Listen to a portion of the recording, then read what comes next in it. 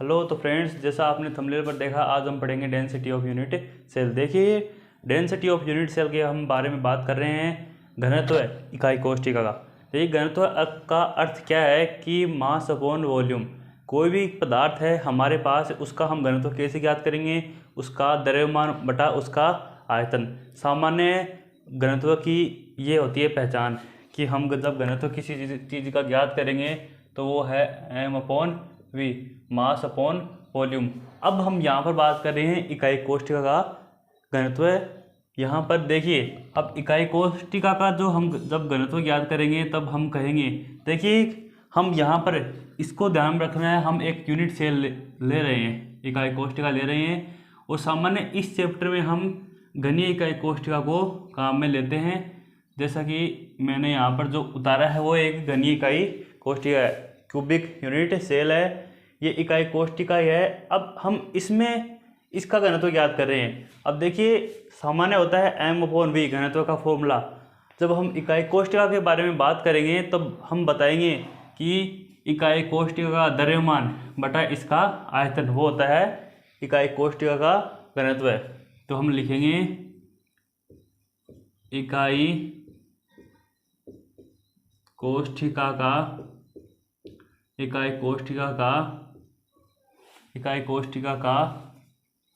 घनत्व, इकाई कोष्ठिका का द्रव्यमान बटा इकाई कोष्ठिका का द्रव्यमान बटा इकाई कोष्ठिका का आयतन। ये हमने बात कर ली घनत्व की एक इकाई कोष्ठिका की, उसका द्रव्यमान इकाई कोष्ठिका का और उसका आयतन। अब देखिए, यहाँ पर हम घन ले रहे हैं, तब हम घन के आयतन के बारे में बात करेंगे। देखिए, आयतन क्या होता है? घन का लंबाई गुणा चौड़ाई गुणा ऊंचाई। तो घन की जो सभी भुजाएं होती हैं वो समान होती हैं, और हमने एक भुजा की लंबाई a मान ली, तो हम जब घन का आयतन लिखेंगे तो वो हो जाएगा हमारे पास a की क्यूब, क्योंकि हमने एक घनीय यूनिट सेल ली है, ये हमने यहाँ पर ली है घनीय यूनिट सेल। और इसमें जो लंबाइयाँ हैं घन की भुजाओं की वो a हैं। तो लंबाई गुणा चौड़ाई गुणा ऊंचाई, ये होता है a की क्यूब, घन का आयतन। अब बात करेंगे हम इकाई कोष्ठिका का द्रव्यमान। अब देखिए, इकाई कोष्ठिका का द्रव्यमान एक्चुअली में है क्या? देखिए, इकाई कोष्ठिका में परमाणु उपस्थित होते हैं। जैसे कोनों पर परमाणु होंगे, इनके फलकों पर परमाणु होंगे और इसके सेंटर में परमाणु होगा। 3 स्थितियों में परमाणु पाए जाते हैं। एक्चुअली में इकाई कोष्ठिका में का जो द्रव्यमान है वह इन परमाणु का द्रव्यमान है। इन परमाणु का हम जब द्रव्यमान निकाल लेंगे वही होगा इकाई कोष्ठिका का द्रव्यमान। तो हम इकाई कोष्ठिका का द्रव्यमान लिखेंगे, इकाई कोष्ठिका का हम द्रव्यमान लिखेंगे एक परमाणु का द्रव्यमान। हम जब इकाई कोष्ठिका में एक परमाणु का द्रव्यमान निकाल लेंगे और उसको हम गुणा कर देंगे इसमें जितने परमाणु हैं उससे। एक परमाणु का द्रव्यमान हमने ज्ञात कर लिया, और जितने इस इकाई कोष्ठिका में जितने परमाणु हैं उस संख्या से हम गुणा कर देंगे, तो सभी परमाणुओं का द्रव्यमान हमारे पास आ जाएगा।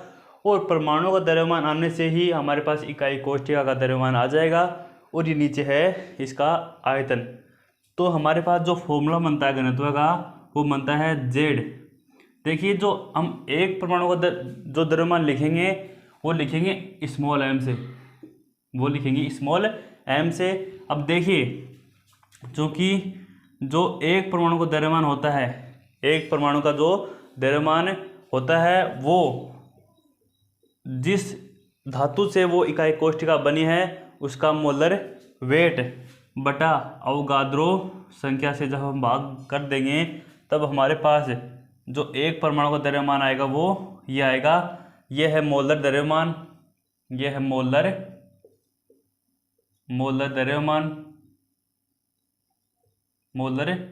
द्रव्यमान है, और ये है अवोगाद्रो संख्या।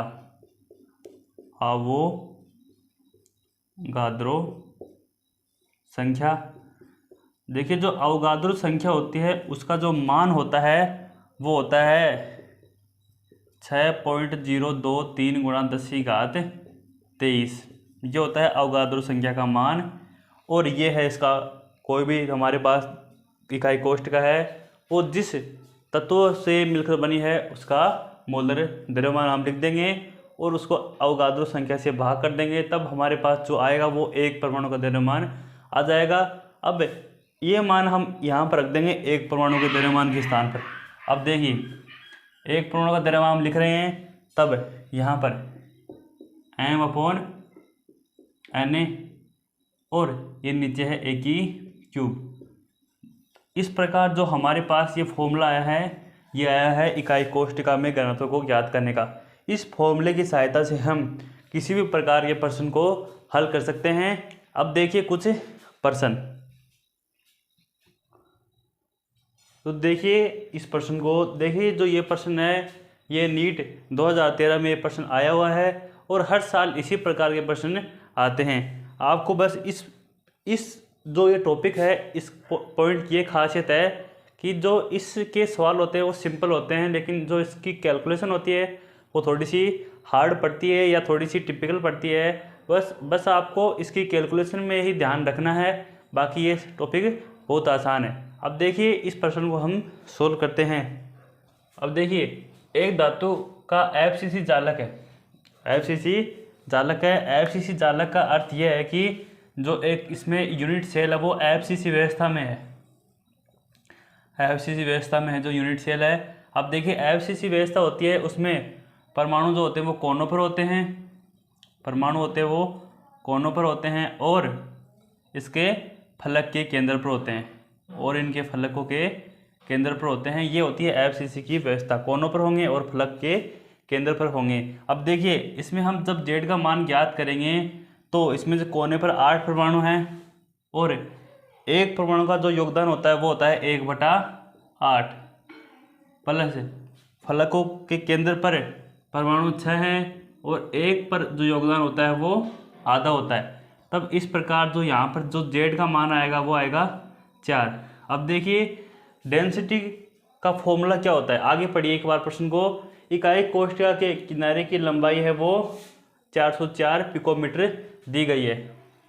जो किनारे की लंबाई है ए का मान है वो 404 पिकोमीटर। देखिए यहाँ पर जो घनत्व है वो धातु का घनत्व वो सेंटीमीटर में दिया गया है, ग्राम सेंटीमीटर में दिया गया है। तो हम जो ये लंबाई है इसको भी सेंटीमीटर में एक बार परिवर्तित कर लेते हैं। देखिए 404 पिकोमीटर को जब हम मीटर में चेंज करेंगे तब आएगा 10⁻⁻12 मीटर, और जब हम इसको चेंज करेंगे सेंटीमीटर में तब हमारे पास आएगा 10⁻10 सेंटीमीटर। ये हमारे पास भुजा की लंबाई आ जाएगी सेंटीमीटर में। हमारे पास Z का मान आ गया और भुजा की लंबाई आ गई। अब देखिए प्रश्न में घनत्व दिया गया है धातु का, वो है ये, और पूछा है धातु का मोलर द्रव्यमान ज्ञात कीजिए। अब देखिए धातु का हम मोलर द्रव्यमान किस प्रकार ज्ञात करेंगे। तो देखिए हम जो घनत्व का जो फॉर्मूला लिखे, फॉर्मूला घनत्व का वो है D बराबर m और है परमाणु की संख्या, ये है मोलर द्रव्यमान, ये है परमाणु की संख्या बटा A³ नीचे है अवगाद्रो संख्या। ये होती है घनत्व का फॉर्मूला। अब देखिए ये होता है घनत्व का फॉर्मूला। इसमें हमें पूछा है धातु का मोलर द्रव्यमान। जो मोलर द्रव्यमान होता है वो ये होता है।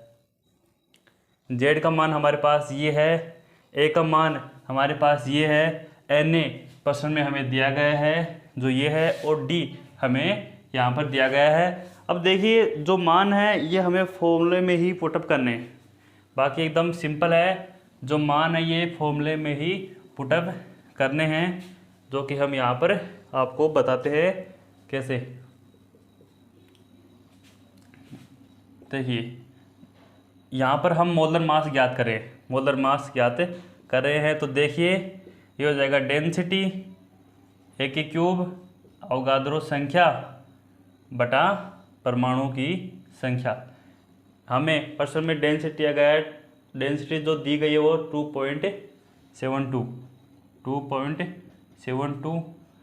A³ ये हमारे पास A³ हम इसको कर देंगे 10⁻10³ और Na का जो मान दिया गया है वो है ये, Na का जो मान दिया गया है वो है ये, जो हम यहाँ पर आपको लिखकर बता रहे हैं। माफ़ी चाहेंगे आपसे, थोड़ी यहाँ पर समस्या है, दुविधा है। 3×10⁻³ प्लस का 23 और नीचे है जेड का मान है हमारे पास 4। तब इसको जब हम सोल्व करेंगे तब जो हमारे पास जो मान आएगा वो आएगा 27 ग्राम पर मोल, जो आएगा मोलर मास, अर्थात 27 ग्राम पर मोल। मोलर मास किसका होता है? एल्यूमिनियम का। एल्यूमिनियम धातु है, इसे हमें पता चल जाएगी, क्योंकि जो मोलर मास 27 होता है वो एल्यूमिनियम धातु का ही होता है। तो इस प्रकार हम फॉर्मूला में बस जो मान दिए गए हैं उनको लिखना है, और ये थोड़ी कैलकुलेशन थोड़ी हैवी पड़ती है। जो आपके पास रफ कॉपी है उसमें आप प्रैक्टिस आसानी से कर सकते हैं। देखिए एग्ज़ाम आपको देना है, प्रैक्टिस भी आप ही करेंगे। तो आपको वीडियो अच्छा लगा तो वीडियो को लाइक कीजिए, चैनल को सब्सक्राइब कीजिए। मिलते हैं अगले वीडियो में। धन्यवाद। जय हिंद।